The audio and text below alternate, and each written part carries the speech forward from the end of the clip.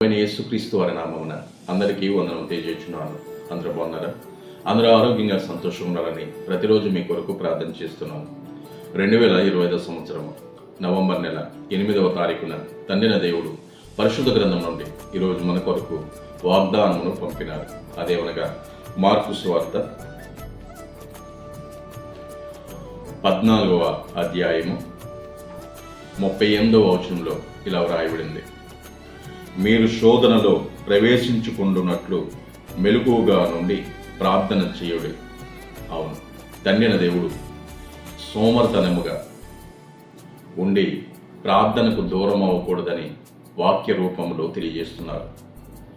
మెలకువగా ఉన్నట్లయితే ఎటువంటి శోధనకు గురి కాకుండా మనల్ని మనము కాపాడుకుంటూ, మన విశ్వాసాన్ని కాపాడుకుంటూ దేవునిలో నిలకడగా ధైర్యంగా ఉంటామని తండ్రిన దేవుడు వాక్య రూపంలో తెలియజేస్తున్నాడు. మెలకువగా ఉండడం అనగా రాబోయే ప్రమాదాన్ని లేదా శోధనను గుర్తించి దానిని నివారించడానికి జాగ్రత్త పడడం అని వాక్యము తెలియజేస్తుంది. ప్రార్థన చేయుట అనగా దేవుని సహాయం కోరడం, తద్వారా పాపము నుండి రక్షణ పొందడం.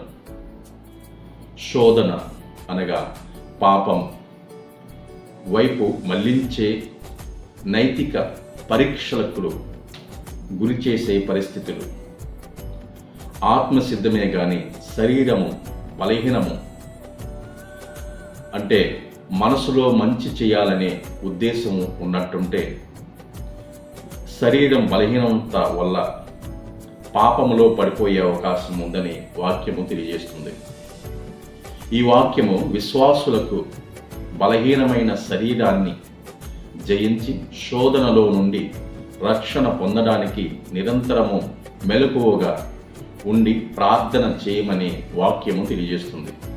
ఇంతటితో ఈ పరిశుద్ధమైన వాక్యము మన జీవితంలో మంచి చేసి మనకి ధైర్యాన్ని ఇచ్చునుగాక. ఆమె ప్రార్థన. భూమిని ఆకాశం సృజించిన సర్వశక్తుల తండ్రైన దేవత దేవ, మీకే వందనములు. గడిచిన దినం నుండి మరొక నూతన దినంలో మాకు ఇచ్చినందుకు మీకు స్తోత్రములు. ఈ దినమంతా మేము చేసిన పనులన్నింటిలో, ప్రయాణాలలో, ఆరోగ్య విషయంలో, చదువులలో, ఉద్యోగాలలో మాకు తోడైనండి. ఎంతోమంది బిడ్డలు అనారోగ్యంతో బాధపడుతున్నారు. వారిని ఆశీర్వదించండి, స్వస్థపరచండి, వారికి కృపను దయచేయండి. రక్షణ పొంది మీ యొక్క మార్గంలో నడవటానికి వారికి తోడైనండి. నాయన, చదువుచిన బిడ్డలకు జ్ఞానం ఇవ్వండి. చదువు చెప్తున్న టీచర్లకు ఆరోగ్యమును, సంతోషమును, ఆశీర్వాదమును, శాంతి సమాధానమును వారికి ఇచ్చి వారు మంచిని, కృపను దయచేయండి.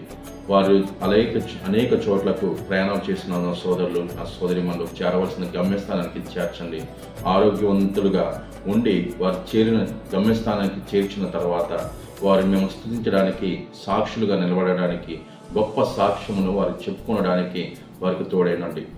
యజమానుల దగ్గర పనిచేసిన బిడ్డలకు జ్ఞానమునివ్వండి, విధేయతనివ్వండి. వారు చేసిన పనులను సమాధానంగా పనిచేయడానికి వారికి తోడుగా ఉండండి. ప్రతి ఒక్క బిడ్డను నీ యొక్క నామములో కాపాడుతున్నందుకు మీకు వందనము తెలియజేసుకుంటూ, నీ సేవకులు, నీ సేవకురాండ్రులు ఎంతోమంది బిడ్డలు అనేక చోట్ల మీ స్వార్థను చేస్తున్నారు. హైందవ సోదరులు ఎంతగానో దూషిస్తున్నారు, కొడుతున్నారు, తిడుతున్నారు, చెప్పడానికి వస్తున్నారు, బైబిల్ను తగలబెడుతున్నారు. నాయన, వారి మార్పును దయచేయండి. వారిని, నీ సేవకులను కాపాడండి. వారికి తోడుగా ఉండండి, వారికి నీడగా ఉండండి. ప్రతి ఒక్క బిడ్డను నీ యొక్క నామములో కాపాడుతున్నందుకు మీకు వందనములు, స్తుతులు తెలియజేసుకుంటూ పాపనైన ఈ చిన్న ప్రార్థనను మీ పాద సన్నిధికి చేర్చుకుంటారని త్వరలో రానయ్యన మా ప్రభు అయిన యేసుక్రీస్తు వారి నామమున ప్రతిమాలు వేడుకునిచున్నాం తండ్రి. ఆమె. అందరికీ క్రీస్తు నామమున వందనములు. ఈ వాక్యం ధ్యానించండి, అనేక మందికి తెలియచేయండి. దైవ దీవెనలు, దేవుని ఆశీర్వాదములు మీరు పొందుకోవాలని నా ప్రార్థన. ఆమె. Praise lord.